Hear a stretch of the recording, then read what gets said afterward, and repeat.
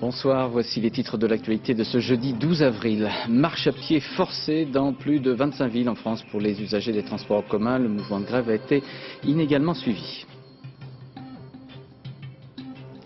Lionel Jospin et son gouvernement définissent une stratégie pour les mois à venir et des mesures sociales et sécuritaires ciblées. Pas de décrue des eaux de la Somme, les sols sont saturés dans le département du Calvados. Enquête sur l'utilité des berges pour faire face aux inondations. Une gigantesque bousculade dans un stade de Johannesburg en Afrique du Sud se termine en tragédie. 43 morts, 150 blessés. L'hormone DHEA, susceptible d'aider à lutter contre le vieillissement, est déconseillée par l'ordre des médecins. Elle n'est toujours pas prescrite comme médicament. Et puis l'invité du jeudi pour réagir à l'actualité, notamment aux mesures annoncées aujourd'hui par Lionel Jospin. Ce soir, nous recevrons M. Édouard Balladur. C'est le dossier de la retraite à 55 ans qui motivait aujourd'hui dans plus de 25 villes en France le mouvement de grève dans les transports en commun. Le mouvement a été inégalement suivi, tandis qu'à Paris, syndicats et patronats négociaient. Les usagers, eux, marchaient. Commentaire Peggy Leroy. Vélo, marche à pied, roller, la voie est libre. Un des rares privilèges en ce jour de grève, car à Lyon ce matin, ni tram, ni bus. Il n'y a pas de bus, là. Il n'y a pas le 36 marche pas, le 47 non plus. Alors, qu'est-ce que vous en pensez de cette grève? ça m'emmerde. La solution se trouvait parfois sous terre. À Lyon, le métro était le seul moyen de transport en commun, tout comme à Lille. À Cannes, le système D passait par le covoiturage, dans le véhicule d'un ami ou dans un taxi. Sur 39 bus, seuls 4 ont circulé aujourd'hui, un peu juste pour les usagers. La semaine dernière, c'était la SNCF, donc ça fait déjà 11 jours que ça dure. Bon, maintenant, c'est les bus. Et il y a pire, Besançon par exemple. Tous les bus sont restés au dépôt aujourd'hui. Objectif des grévistes, faire pression sur la direction alors que des négociations se déroulaient à Paris. Aujourd'hui, on fait la pression pour que l'UTP c'est les patrons des transports, que l'UTP négocie réellement sur une cessation d'activité à 55 ans, à taux plein, et pour ceux qui le veulent. Autre réseau entièrement bloqué, Montluçon, Nice et Roanne. En tout, 25 villes ont été touchées par cette journée d'action. Demain, les usagers devraient pouvoir laisser leur voiture au garage. Oui, mais une nouvelle grève est prévue dans les transports en commun le 23 avril. Les usagers des transports en commun semblent avoir pris l'habitude de la débrouille. Ainsi à Marseille, où il n'y avait pratiquement pas de bus et pas de métro. Reportage de nos correspondants Mickaël Darmon et Gérard Gallian. Je vois qu'il y a le métro mais pas de bus. Donc je me suis dit je reste à la maison. Donc si on n'était pas venu me chercher pour aller, disons en ville comme on dit, je serais resté chez moi tranquille. Et en ville, comme on dit, les choses ne sont pas simples. Une journée sans la RTM à Marseille et place à la régie des transports pittoresques. Côté cliché, il y a les valeurs sûres pour traverser le vieux port seulement. Côté New Look, on a aussi ce qu'il faut. Ouais, c'est plus sympa. Bon ben, voilà. Donc c'est un peu embêtant la grève des bus, parce que on peut pas y aller à pied. On est obligé d'être à pied ou en trottinette. Je croisais pas mal de gens en trottinette, voilà. J'ai oublié ma trottinette, j'ai oublié mes patins, j'ai tout oublié, donc voilà. Que ce soit sur la corniche ou à la plage des Catalans, les joggeurs de l'après-midi sont en avance. Les jours rallongent et lorsqu'il n'y a pas de transport en ville, les journées de travail, elles, parfois sont plus courtes. Là aujourd'hui j'ai fini tôt, donc j'en profite un peu, on est au soleil, c'est bien. Voilà. Station Noailles sous la Canebière. Sur les 2 lignes, le métro est moins fréquent. Petite consolation, les rames ne sont pas surpeuplées. À l'approche de l'heure de pointe, on se demande si la journée sans RTM n'est pas devenue la journée RTT. C'est évident que les patrons, ils ne sont pas toujours conciliants. Alors c'est pas toujours évident. Ou soit on s'arrange avec les voisins qui font le même trajet que nous, ou des copines, ou alors on reste à la maison. Et c'est une journée de perdu. Et au rond-point du Prado, un des points les plus sensibles pour la circulation, on comprend que beaucoup de Marseillais ont déjà pris de l'avance, sans avoir recours au moyen de transport le moins utilisé un jour de grève. Il y en a qui font du stop. Non, ils ne prennent pas le taxi, c'est trop cher. Et sur le réseau ferroviaire SNCF, la grève est quasiment terminée, même si l'on prévoit encore quelques perturbations pour demain, notamment pour les trains express régionaux à la gare du Nord et à la gare de l'Est à Paris, ainsi que sur le RER E. Le syndicat Sudrail, lui, a annoncé une pause dans son action. Les salariés LU du groupe Danone et ceux des magasins Marks & Spencer manifestaient aujourd'hui à Paris, ensemble contre les plans de licenciement qui les menacent. En fin d'après-midi, une délégation commune a été reçue à l'hôtel Matignon par les services du Premier ministre. Concernant le groupe Danone, les appels au boycott continuent de recevoir des soutiens de municipalités ou d'élus. Mais à Champagnac, en Dordogne, les employés de l'usine LU, s'ils se sentent solidaires de leurs collègues de Calais ou d'Evry, menacés par les restructurations, les employés s'opposent au boycott des produits susceptibles de les mettre en chômage technique. Reportage David Bazier et Vincent Pacifico. Des tracts pour soutenir ceux de Calais et d'Evry. Comme dans tous les sites LU de France, les salariés de Champagnac en Dordogne ont effectué cet après-midi 2 heures de grève. Mais ici, la solidarité s'est étiolée. Plusieurs fois, on a été solidaires pour eux. Maintenant, moi, je suis désolée. Le jour où on sera au chômage technique... Par peur du chômage technique, les syndicats ont même fait signer une pétition hostile au boycott des produits Danone. Tous les salariés l'ont signée, car l'usine de Champagnac fournit la restauration collective et craint les municipalités qui appliquent le boycott dans leurs cantines. On ne fait pas le jeu de la direction. Nous, on fait le jeu de nos camarades que ça fait 10, 15, 20 ans qu'on rencontre dans l'usine et on n'a pas l'intention qu'ils perdent leur boulot.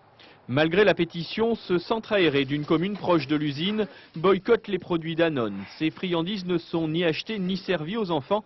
Le maire socialiste persiste. Quand vous êtes homme de gauche, que vous avez un passé de syndicaliste derrière vous et que vous estimez que la solidarité ouvrière doit jouer, c'est le premier réflexe que l'on a.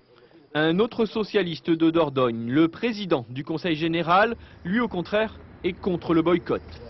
À quoi cela sert-il d'employer ce boycott pour défendre les salariés d'une usine de Calais, par exemple, si dans le même temps cela peut entraîner du chômage technique, voire des licenciements. Cacophonie chez les élus, syndicats hostiles au boycott. À Champagnac, en Dordogne, la grève de soutien au site d'Evry et de Calais a été peu suivie cet après-midi. Pour répondre aux attentes des Français en matière d'inégalité sociale, d'amélioration du cadre de vie et de la sécurité, le gouvernement de Lionel Jospin était réuni aujourd'hui en séminaire à Matignon. En matière de sécurité, M. Jospin veut mieux associer les maires dans la lutte contre les bandes, les trafics ou l'économie souterraine, renforcer les capacités des centres de placement immédiat et des centres éducatifs. Aucun objectif chiffré n'est pour l'instant avancé cependant. Un projet de loi sur la démocratie locale de proximité sera présenté au Parlement pour répondre aux problèmes de qualité de vie et instituer des conseils de quartier. Et puis, s'agissant des mesures sociales, M. Jospin a fixé plusieurs pistes d'action. Détail avec Jean-Bernard Schmitt. Danone, Marks & Spencer, la rue Gronde et Lionel Jospin veut montrer qu'il l'a entendu.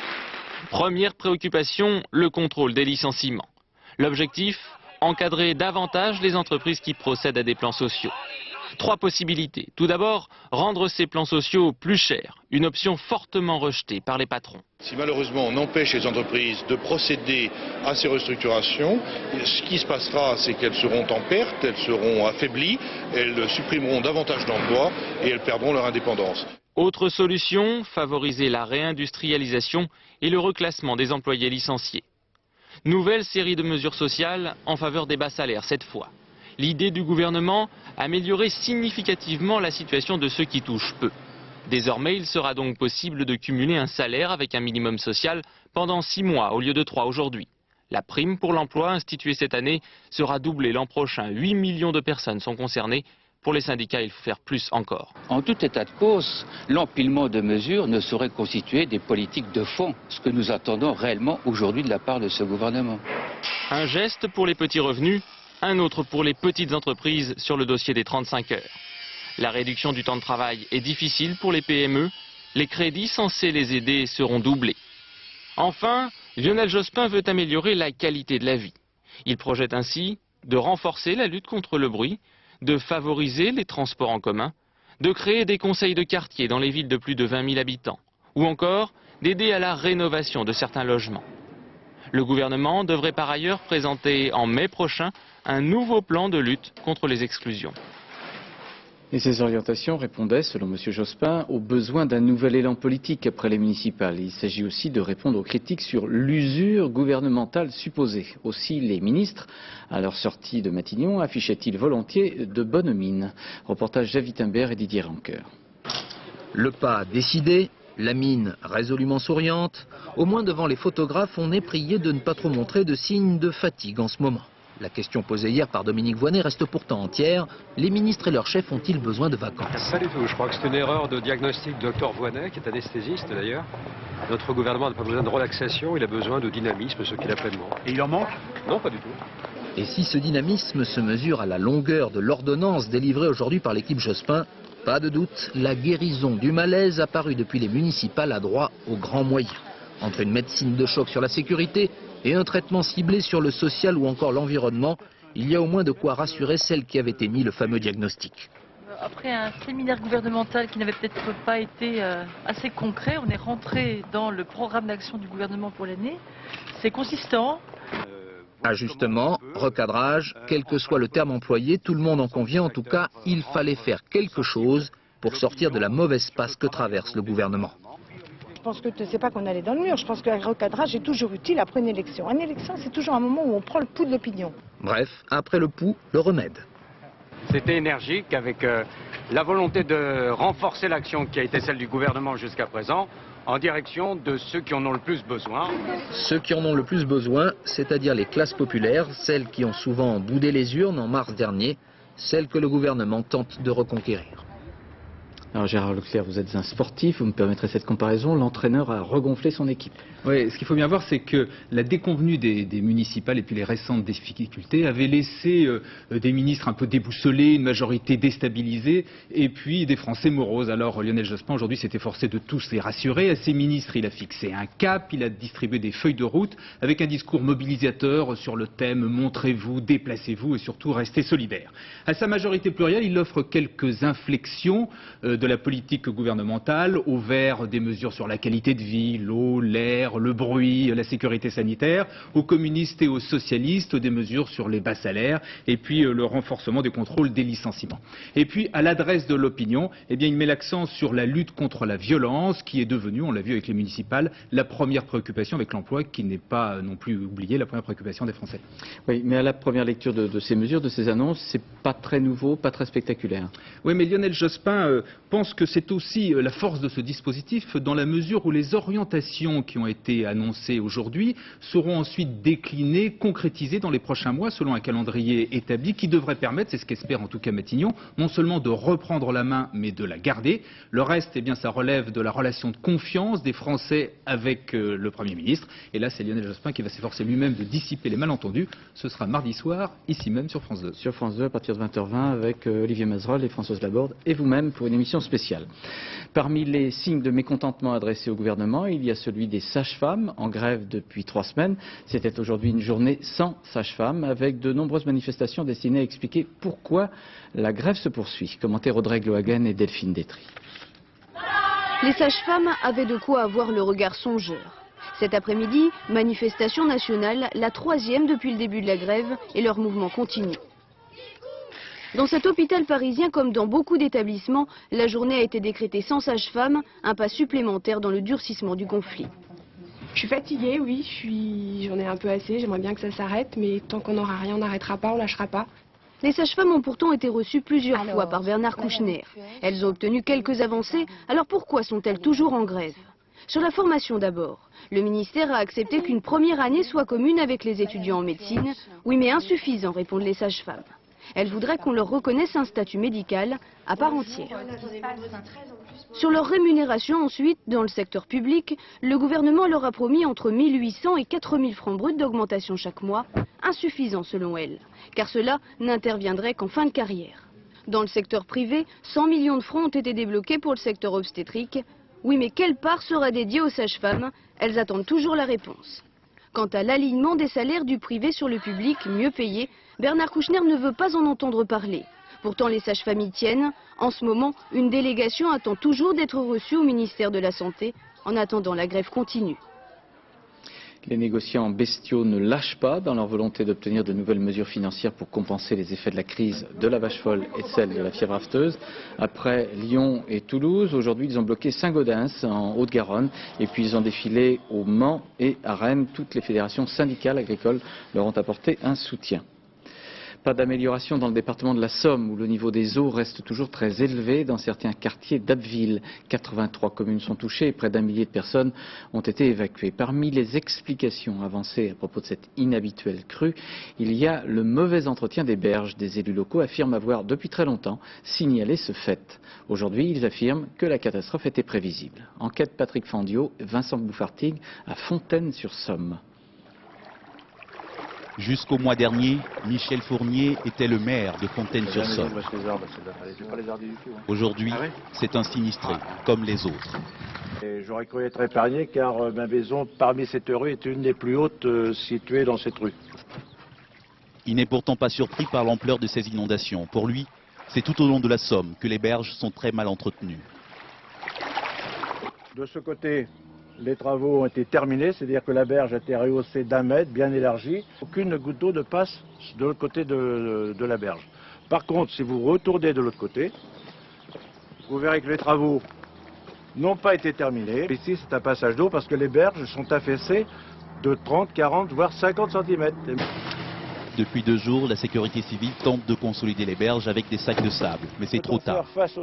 Les pouvoirs publics ont pourtant été alertés sur l'imminence d'une inondation, la dernière fois par cette lettre de novembre 2000. Et aujourd'hui, la catastrophe que j'avais prévue, elle est là. Et il y en aura d'autres si on ne fait rien. C'est le Conseil général qui gère l'aménagement de ce canal depuis 10 ans. 140 millions de francs y ont été dépensés. Les travaux sont complexes et coûtent cher. Il faudrait notamment retoucher à tous les ponts. Le président de l'Assemblée départementale n'y tient pas. Pour lui, c'est la pluviométrie qui pose problème. La pluviométrie est tellement exceptionnelle que les nappes sont complètement surchargées d'eau et que, évidemment, on a un phénomène que l'on n'a jamais vu, ou pratiquement pas, il paraît, il y a 80 ans, et cela explique l'incompréhension des personnes touchées. Des projets de réaménagement se préparent déjà, mais ils ne seront mis en œuvre que quand la décrue sera effective. Et dans le département du Calvados, ce sont les nappes phréatiques qui débordent. Il a beaucoup plu et depuis plus d'1 mois, les habitants ont les pieds dans l'eau. Mécontents, ils veulent être aidés eux aussi. Un reportage Hélène Vergne, Thierry Breton à Grinteville, c'est près de Caen. Ils en ont ras-le-bol, sont excédés. Voici 1 mois que les habitants de Grinteville réclament de l'aide sans aucun résultat. Démunis face aux inondations qui touchent leur commune, ils ont aujourd'hui choisi de manifester. Il faut dire que la situation est pour le moins singulière. Grinteville n'est à proximité d'aucun cours d'eau en crue. Ici, l'eau qui ruisselle dans les rues et s'engouffre dans les caves vient du sol. C'est la nappe phréatique, littéralement saturée d'eau, qui déborde. Il n'y a rien à faire, il n'y a rien à faire. Faut qu'on reste dans... Bon, bah, on a fait, nous, ce qu'on pouvait faire. Hein. On a fait 2 ou 3 digues, on pompe de l'autre côté pour maintenir un niveau bas. Hein. Mais à part ça, a priori, il n'y a rien à faire. Donc ça fait quasiment 1 mois que la commune ait les pieds dans l'eau, enfin, d'une façon importante. Hein. Et puis on nous dit qu'on en a encore pour 2 mois comme ça. En fait, il n'existe aucune solution technique. Les digues de terre aménagées pour retenir l'eau loin des habitations sont insuffisantes. Quant à l'eau pompée dans les rues et rejetée plus loin dans un champ, elle vient nourrir la nappe phréatique, un véritable casse-tête pour les géologues. Et la plupart des eaux qui s'infiltrent actuellement ne peuvent plus justement s'infiltrer puisque la nappe est très haute, donc ça fait une rétention et donc une inondation. Et donc l'eau des nappes phréatiques remonte? Tout à fait, absolument, elle remonte. Et n'ayant pas de sortie possible puisque nous ne sommes pas à proximité d'une rivière, l'eau reste là tant qu'elle n'est pas pompée. Tous les spécialistes le disent, la situation est exceptionnelle et donc déroutante. Selon les prévisions les plus optimistes, il faudra des semaines et peut-être des mois pour maîtriser les débordements de la nature. Concernant l'affaire de Caroline Dickinson, cette jeune Britannique assassinée en France en 1996, la justice américaine vient d'autoriser 2 gendarmes français à prélever des échantillons d'ADN sur un suspect, un homme d'origine espagnole, Francisco Arce Montes, actuellement détenu à Miami. Cet homme faisait partie d'une liste de plusieurs dizaines de personnes recherchées par les autorités policières françaises depuis le crime. Explication Valérie Hermite. Il n'était qu'un suspect parmi 48. Depuis quelques jours, Francisco Montes est le suspect numéro 1.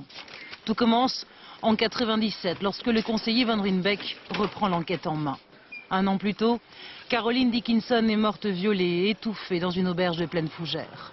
Mais l'enquête piétine. Le juge demande un recensement de toutes les agressions ou tentatives commises dans les centres de vacances en France. Parmi les 80 agissements signalés, il y en a un en Indre-et-Loire. En juin 1994, un individu tente par 2 fois de s'introduire dans un château, demandant à une jeune Écossaise de le suivre. L'homme est un routard polyglotte. Il s'appelle Francisco Arce Montes. L'individu en question est revenu sur place et là, grâce à l'intervention rapide des gendarmes et puis une présence un petit peu musclée, on a réussi donc à l'attraper. Il vous avait fait quelle impression? Parfaitement crédible, calme, et la meilleure preuve en est, c'est que cette jeune fille écossaise était prête pratiquement à le suivre pour donner un coup de main, pour aider à des valises dans sa voiture. Oui, donc des choses tout à fait crédibles, donc extrêmement dangereux. C'est tout ce que la justice savait à propos de Francisco Montes. Lorsque le nouveau juge, Francis Debon, parle au Sunday Times, il ne le cite qu'à titre des nombreux suspects potentiels. Mais le journal imprime son nom. La suite, on la connaît. Un policier américain lit cet article. Par routine, regarde dans ses fichiers. Bingo, Montes a été arrêté le 13 mars dernier à Miami pour s'être masturbé dans la chambre d'hôtel d'une femme.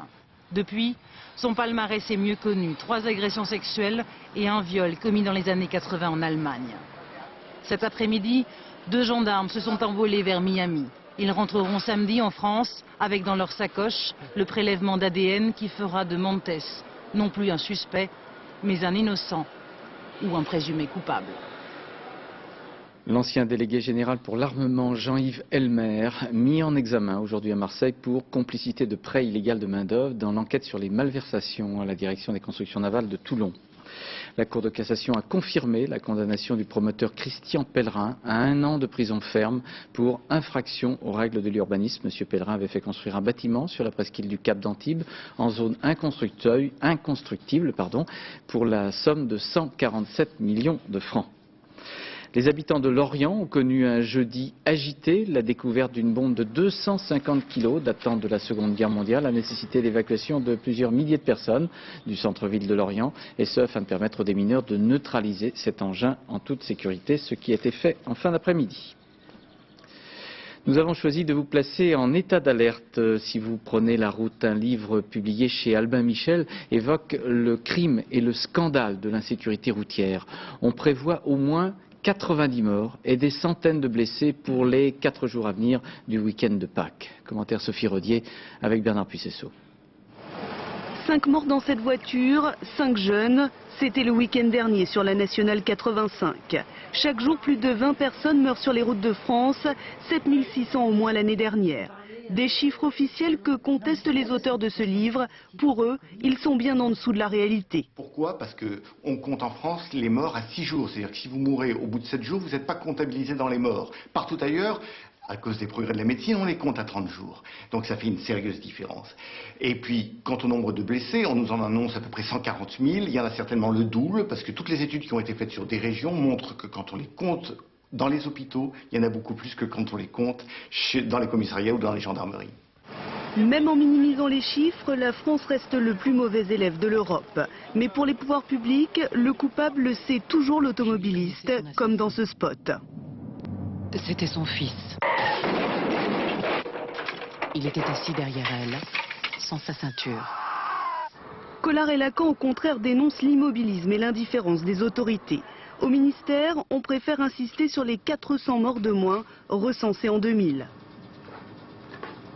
Il y a eu moins de tués et moins de blessés graves, et les 800 familles qui n'ont pas été touchées par la perte d'un de leurs proches, je crois que c'est très très important pour elles. Avec 1 mort par heure en France et 23 000 blessés graves, les accidents de la route coûtent chaque année à la collectivité 120 milliards de francs.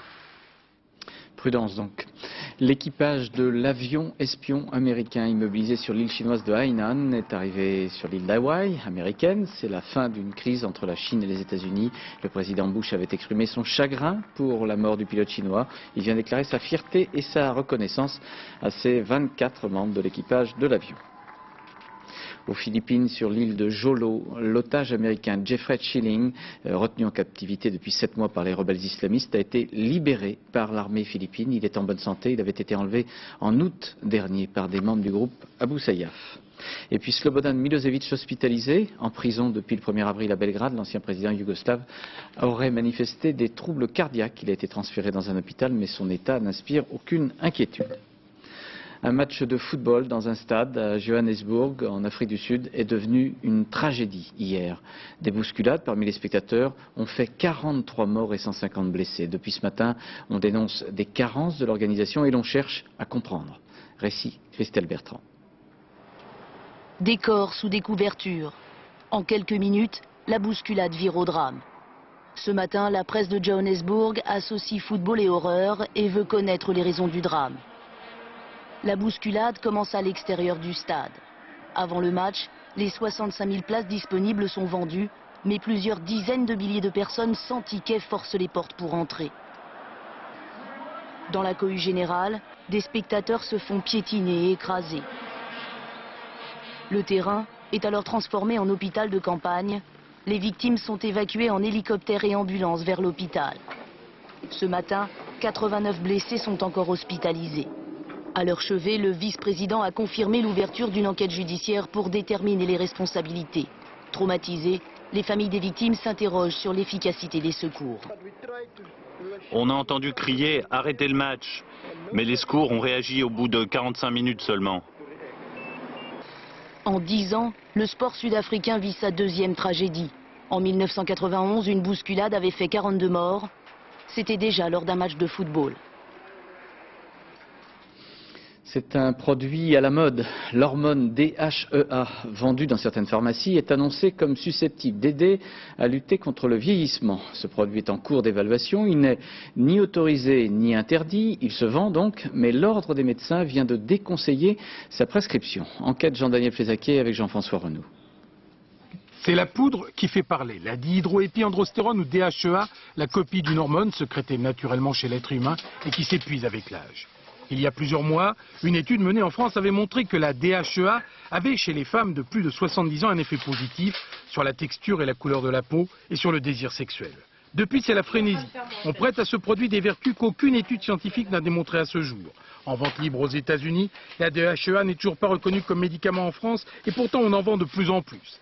Ni autorisée ni interdite, la vente de la DHEA impose une vigilance toute particulière aux pharmaciens. Tous ceux qui vendent la DHEA aujourd'hui le font sur leur entière responsabilité. Quoi qu'il arrive, ils ne peuvent pas se retourner vers un fabricant ou quoi que ce soit.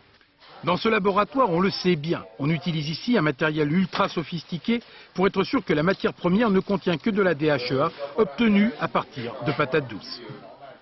Le produit que vous délivrez est un produit que vous avez contrôlé. Contrôlé à l'arrivée de la matière première, contrôlé pendant les opérations de fabrication et contrôlé au niveau du départ à la pharmacie. Mais même bien fabriqué, la DHEA est un produit qui comporte encore beaucoup d'inconnus. Le médecin n'a pas l'information officielle des doses, de la durée, des risques éventuels. C'est pour cela que l'Ordre national des médecins conseille aux prescripteurs de ne pas, pour l'instant, faire d'ordonnance de DHEA. Le message a pourtant beaucoup de mal à passer, car si l'on en croit les chiffres, ne serait-ce que dans ce laboratoire, depuis 10 jours, les commandes de cette hormone ont littéralement explosé. Un vol de Concorde aujourd'hui à Roissy. L'appareil Sierra Delta de la compagnie Air France est allé faire un tour du côté de la Loire-Atlantique avant de revenir à Roissy pour un vol de contrôle afin de tester divers systèmes de sécurité. Tout s'est bien passé. Et puis c'est un jour anniversaire, il y a 40 ans, jour pour jour, le 12 avril 1961, Youri Gagarin, cosmonaute soviétique, effectuait le premier vol humain dans l'espace à bord d'un vaisseau Vostok 1. Il effectuait une révolution autour de la Terre en 1h48 minutes. Youri Gagarin devint un héros, il ouvrait l'ère de la conquête spatiale en donnant un avantage aux soviétiques sur les Américains. Commentaire Agnès Monteux.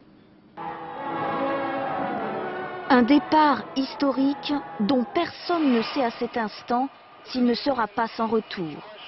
Aucun scientifique ne connaît encore vraiment les effets de la pesanteur sur l'homme. Et puis c'est l'exploit. En 108 minutes, les Russes ont gagné leur pari fou. Yuri Gagarin a fait une fois le tour de la Terre. Il n'a pas perdu connaissance. À 27 ans, il est le premier homme à pouvoir admirer ce spectacle unique. Voir depuis l'espace la mère patrie sous mes yeux, ça a été l'un des plus beaux moments de ma vie. L'Union soviétique de Khrouchtchev exulte. Elle domine incontestablement la conquête du cosmos. 4 ans auparavant, elle avait envoyé le premier satellite dans l'espace, puis la petite chienne Laïka. Les Américains ne tardent pas à réagir. À peine 8 ans plus tard, c'est un nouvel exploit. Le premier homme sur la Lune. Aujourd'hui, plus de 5000 satellites tournent autour de la Terre et le grand pari technologique, c'est la station internationale. Mais George Bush vient de restreindre ses financements. L'espace fait moins rêver. Depuis, disons, une bonne dizaine d'années, on tourne en rond autour de la Terre. Gagarin l'a déjà fait, on pratique la même orbite, bien sûr, mais il est temps d'aller plus loin que l'orbite terrestre, c'est clair. Le rêve pourtant reste bien réel pour Denis Tito. Premier touriste de l'espace, il se prépare à rejoindre la station internationale contre 100 millions de francs. Et les Américains n'ont pas renoncé à un autre grand projet, marcher sur la planète Mars en 2019, 50 ans après la conquête de la Lune. Voilà, et sur le domaine de la conquête spatiale, je vous recommande le livre de Patrick Baudry qui vient d'être publié. Il s'appelle Le rêve spatial inachevé de Patrick Baudry. L'éditeur Jérôme Lindon vient de décéder. Jacques Chirac, Lionel Jospin, Catherine Tascal lui rendent hommage. C'était un esprit sans concession, écrit la ministre de la Culture, en rappelant les engagements de Jérôme Lindon, sa conception exigeante de l'édition. Jérôme Lindon a découvert au moins 3 prix Nobel connus, Elie Wiesel, Samuel Beckett, Claude Simon. C'était l'avocat des libraires. Sa petite maison des éditions de minuit publiait peu, certes, mais avec une absolue exigence de qualité. Évocation Marie-Hélène Bonneau. Jérôme Lindon était un artisan, un découvreur de génie. Il a lancé le nouveau roman en publiant Alain Robbe-Grillet, Nathalie Sarraute, Michel Butor. Il a édité 3 prix Nobel, Elie Wiesel, Samuel Beckett et Claude Simon. On a le sentiment aussi qu'on va peut-être pouvoir, en tant qu'éditeur, servir cette œuvre comme elle le mérite. C'est le sentiment que j'ai eu en face d'un livre comme celui de Claude Simon. Il a également publié L'Amant de Marguerite Duras, plus d'1 million d'exemplaires, colossal succès. Les éditions de Minuit sont nées en 1942. Jérôme Lindon, résistant de la première heure, en avait pris les rênes à 23 ans. Il a publié quelques 700 écrivains. Parmi eux, le Goncourt de 99, Jean Echenoz, et le Médicis, Christian Auster. Je crois qu'il restera autour de Jérôme Lindon et des éditions de Minuit qui vont continuer, bien sûr. Il restera quelque chose d'un peu mythique, d'un peu exceptionnel, qui le rendait assez incomparable aux autres éditeurs. Cible de la censure, Jérôme Lindon s'est battu contre la guerre d'Algérie. Il était aussi plus récemment l'avocat des libraires.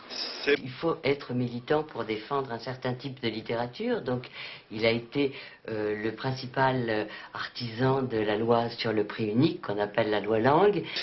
Le livre, les écrivains, c'était la passion de toute sa vie. Jérôme Lindon avait 75 ans. Deuxième partie de cette édition, comme tous les jeudis, invité ce soir M. Édouard Balladur. Bonsoir monsieur. Bonsoir. Je vais vous poser une question. Vous avez vu les images d'actualité depuis quelques jours, les salariés de Danone, de Marks & Spencer qui défilent et disent voilà, nous on a beaucoup travaillé pour notre entreprise, cette entreprise fait des profits un peu grâce à nous et maintenant on nous remercie, on nous licencie. Qu'est-ce que vous pouvez leur dire ? Je crois que le problème de la France est le suivant. Je crois qu'il faut essayer d'expliquer les choses. Nous avons depuis plusieurs années connu une croissance assez forte. Quel est notre problème ? De continuer à créer des emplois. Aujourd'hui, grâce au ciel, grâce aux efforts des uns et des autres, et notamment des salariés, vous avez raison de le rappeler, la France est une économie vivante qui crée plus d'emplois qu'elle n'en détruit. Mais pour ça, il faut que les entreprises aient des facultés de s'adapter.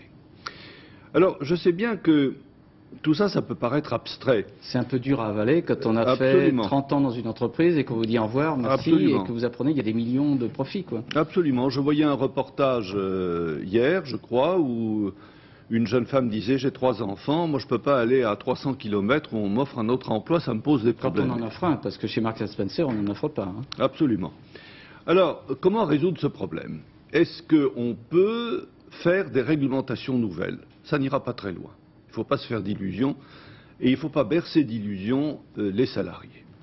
Ce qu'on peut faire, c'est être plus exigeant en matière de respect des procédures légales, en matière d'obligation de reclassement et en matière de financement de la reconversion des salariés. Il faut renforcer le dispositif actuel, d'après vous? Je le pense. Dans un certain nombre de cas, je le pense. Mais sans du tout arriver à des mesures de contrainte du style « je vous interdis de licencier si ». Ça, c'est le meilleur moyen de gripper tout notre système économique. C'est ce que vous voulez dire dans le papier que vous avez fait dans Le Monde, là, ce soir, définir des règles du jeu. Au fond, vous êtes sur la même ligne que Lionel Jospin, alors? Oui, enfin, je ne sais pas. Je suis sur la ligne qui est la mienne depuis des années. Soyons clairs, nous n'échapperons pas à la mondialisation. Et tous ceux qui disent aux Français, on va vous mettre à l'abri, protégés comme dans un cocon, leur mentent. C'est terrible, il n'y a pas d'alternative, d'après vous? Attendez. Ça ne veut pas dire que ça doit être sauvage, que n'importe qui doit pouvoir faire n'importe quoi. Il faut un minimum de règles du jeu et il faut les faire respecter. Mais dire aux Français, leur donner l'illusion que la France, qui exporte le quart de sa production, dont les quarts des salariés travaillent pour l'exportation, va pouvoir se mettre à l'abri et avoir des règles de fonctionnement différentes des grands pays évolués, c'est leur mentir. Mais quand vous dites que l'État doit accompagner le marché, ça veut dire quoi concrètement? Ça veut dire qu'il doit définir des règles du jeu. Ça veut dire qu'il doit accepter lui-même de fonctionner de façon plus souple et plus libre. Je prends quelques exemples. Il faut décentraliser. Nous sommes une société beaucoup trop centralisée. Il faut développer le contrat. Nous sommes une société où l'État, la loi, le règlement décident trop et où le contrat ne décide pas assez. Mais à chaque fois que vous êtes, vous, à gauche au gouvernement, vous faites des lois, des lois, des lois. On est un pays qui fait plein de lois. Écoutez, non, ça vous pouvez pas me dire ça. Moi j'ai fait beaucoup d'incitation au contrat. J'ai fait des lois aussi quand il le fallait. On est recordman en termes de lois et de décrets. La France est recordman. Hein. Hélas, oui, on en fait beaucoup trop. C'est une marque de l'esprit français. Donc je crois qu'il faut être clair. La France, de quoi a-t-elle besoin aujourd'hui? Où manifestement, elle a une sorte de passage à vide sur le plan moral. Elle a besoin de consolider la croissance. Sans croissance, elle ne consolidera pas l'emploi. Et la croissance ne sera consolidée que si la France accepte vraiment de s'ouvrir au reste du monde et jouer le jeu. Alors, il faut inventer des garanties nouvelles dans certains secteurs, peut-être, mais pas des garanties comme celles que j'ai entendues disant on va interdire aux sociétés qui font du profit de diminuer l'emploi. C'est absurde, parce que si vous attendez qu'une société perde de l'argent pour l'autoriser à diminuer l'emploi, qu'est-ce que ça voudra dire? Ça voudra dire qu'on aura de moins en moins d'emplois dans notre pays. Donc faisons très attention à ce type de réaction. Alors dans les réformes que vous préconisez, il faut moderniser les services publics. Oui. Vous citez notamment, je crois, les services fiscaux et la SNCF. Oui. Alors la SNCF, vous dites qu'il faudrait faire comme Air France. Donc vous êtes pour une ouverture de capital, une privatisation de la SNCF? Non, pardon, ce que je dis dans mon article, c'est qu'il faut essayer de convaincre les salariés qu'ils peuvent accepter une évolution de leur situation et de leurs droits acquis contre une compensation. Qu'est-ce qu'on a fait à Air France? On a développé, vous savez que c'est ma conviction de toujours, on a développé l'actionnariat des salariés. Eh bien, on peut parfaitement inventer des dispositifs de ce genre. Et puis je crois qu'il faut, et je le dis à France 2, qui se vante d'être un service public. Oui, on en est fiers, merci. Bien sûr, bien entendu, mais il faut dire aussi que ceux qui ont un service public avec un monopole doivent en accepter les contraintes. Et je dis ça pour la SNCF. Donc service minimum. Il faudrait que, comme dans d'autres pays, on puisse édicter un service minimum contractuellement si c'est possible. Ça vaudrait beaucoup mieux, bien entendu. Mais il faut que chacun le comprenne. Est-ce qu'on a fait le calcul de tout le chômage technique et de tous les troubles et les pertes qu'ont pu entraîner les grèves de la SNCF? C'était calculé, que ça aboutit à 700 ou 800 millions de francs de pertes pour les SNCF. Non, pour la SNCF, je parle des entreprises... en fret compris aussi. En fret et par exemple, vous êtes pour une privatisation comme Mme Thatcher? On a vu les conséquences en Angleterre? Non, je ne suis pas du tout partisan du... Car la SNCF doit rester dans un domaine semi-public? Elle doit rester dans un domaine semi-public, mais accepter de fonctionner selon les règles de la concurrence et d'une libre concurrence. J'observe d'ailleurs que nombre de services publics ont accepté un service minimum, de fait, contractuellement. Je crois même savoir que c'est le cas de la télévision. Oui, il n'y a pas d'écran noir. Donc, eh bien, ça doit être la même chose pour la SNCF. C'est le cas EDF, notamment, où on ne coupe pas le courant pour les hôpitaux, pour les cliniques. Eh bien, il est normal que la SNCF assure un service minimum. L'un des thèmes des mesures annoncées ce matin par M. Jospin, et qui est un thème qui a été récurrent pendant la campagne municipale, était le thème de la sécurité. Oui. Est-ce que vous rejoignez M. Jospin sur l'éloignement rapide des jeunes délinquants, des mesures préventives importantes, une répression plus accrue? Écoutez, je ne peux pas vous répondre comme ça parce que c'est quand même très très résumé ce qu'on a entendu jusqu'à présent, n'est-ce pas? Et on nous a expliqué que la semaine prochaine, chez vous, je crois, on nous en dirait davantage. Donc je réserverai ma position là-dessus. Mais soyons clairs, ce dont souffre notre pays aujourd'hui, c'est un grand sentiment d'insécurité. Et il faut tout faire pour le faire disparaître. Et s'évader de théories un peu toutes faites, selon laquelle il n'y avait que la prévention qui avait une valeur et que la répression était nécessairement, j'allais dire, réactionnaire. Fort heureusement, on est en train de sortir de ce type d'idée. Et si le gouvernement en sort, je m'en réjouirai. Mais alors, une observation plus générale. La France traverse une mauvaise passe en ce moment psychologiquement, je le disais tout à l'heure, et le monde aussi. La croissance américaine est moins forte et on se dit, est-ce que l'Europe va... Ça ne va pas venir jusque chez nous. Voilà, exactement. Et je regrette, c'est ce que j'ai dit il y a 4 ans quand ce gouvernement est arrivé au pouvoir, je regrette qu'il n'ait pas profité de la bonne situation qui était la nôtre pour faire toutes les réformes qui étaient nécessaires en matière de retraite, de protection sociale, de décentralisation. Et aujourd'hui, on s'aperçoit que de réduction des impôts, et aujourd'hui, on s'aperçoit qu'il n'a plus tout à fait les moyens de faire face aux besoins. Parce que justement, pendant 4 ans... Pourquoi vous pensez vous aussi qu'il est usé? Je n'ai pas dit, non, je ne veux pas porter de jugement de ce genre. Je dis qu'il a eu une politique insuffisamment courageuse pour tirer le profit des 4 années de croissance qu'il a connues. Et qu'aujourd'hui, on s'aperçoit qu'il est en quelque sorte un peu coincé pour prendre les mesures nécessaires. Il n'a plus les moyens de faire les baisses d'impôts ou les baisses de dépenses publiques qu'il devait faire parce que la croissance est en train de diminuer. Je le regrette beaucoup. Je vais vous citer les propos de Serge Lepelletier, qui est secrétaire général du RPR, votre parti. Oui. Lionel Jospin est dans la contradiction d'être à la fois chef du gouvernement et candidat à la présidentielle. Il est dans l'impasse, on a déjà connu ça, il se baladurise. Ça vous fait plaisir, ça? Je veux dire quelque chose. Comme vous êtes très bien élevé, vous n'allez pas dire que ça vous déplaît, quoi, c'est ça? Non. Moi, je vais vous dire exactement ce que je pense. Est-ce qu'on n'a pas mieux à faire que de ressusciter les vieux débats, les vieilles histoires et les vieilles querelles? Est-ce que c'est vraiment ce qu'il y a de plus intelligent? Est-ce que c'est comme ça qu'on va préparer la cohésion et le rassemblement nécessaires pour les grands rendez-vous de 2002? Si c'est comme ça qu'on le dise, alors à ce moment-là, on pourrait fort mal augurer de l'avenir. J'espère donc que c'est un dérapage à la fois incontrôlé et solitaire. Alors, sur le fond, peut-on être, d'après vous, Premier ministre et candidat à la présidentielle en ayant une chance de gagner? Écoutez, c'est arrivé plusieurs fois. Mais jamais par un Premier ministre en place? Si, à Jacques Chirac en 88, à moi en 95. Oui, vous n'avez pas gagné. Pas gagné. Il n'y a pas d'incompatibilité absolue entre les deux. Je ne crois pas que ce soit incompatible. Il est arrivé qu'il y ait des présidents de la République en exercice qui soient battus aussi. Ne l'oublions pas. Bon, donc il n'y a pas de règle. Une question. Vous serez candidat, vous, personnellement, aux élections présidentielles? Non, ce n'est pas dans mes intentions. Et deuxième question, pensez-vous qu'un président de la République peut témoigner en justice? Ah.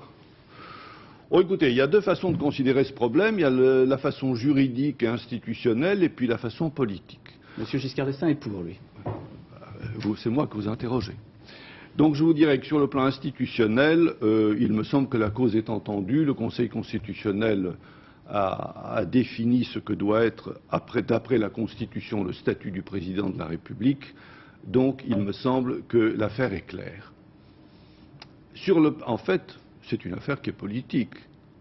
De quoi s'agit-il? Il s'agit de pouvoir démontrer qu'à propos d'une affaire qui est correctionnelle, le président en exercice a un lien avec cette affaire.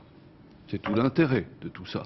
Donc dans ces conditions, moi je considère qu'il est normal que le chef de l'État ait un statut particulier et qu'il serait normal que tout le monde respecte ce statut particulier. Merci Monsieur Balladur. Voilà, nous arrivons à la fin de cette édition. Je vous rappelle 2 actualités que nous avons développées. Tout d'abord, la marche à pied forcée dans plus de 25 villes de France. Aujourd'hui, pour les usagers de transports en commun, le mouvement de grève a été inégalement suivi. Une nouvelle grève est annoncée pour le 23 avril. Des négociations sont en cours. Et puis Lionel Jospin et son gouvernement se sont réunis à Matignon. Ils ont tenté de définir une stratégie pour les mois à venir et des mesures sociales et sécuritaires ciblées. La météo dans quelques instants, il fera beau mais froid avec Valérie Alexandre. Un point route, prudence sur les routes pour ce week-end avec Yves Cara. Puis le magazine Envoyé spécial que vous présentera Françoise Joly. Puis le film Rangoon. À minuit 55, le dernier journal avec Alexandre Cara. Demain 7h50, Gérard Morin recevra François Bayrou. À 13h, vous retrouverez Gérard Rolls. Et puis à 20h, Benoît Duquesne. À lundi, bonsoir, merci. Merci monsieur.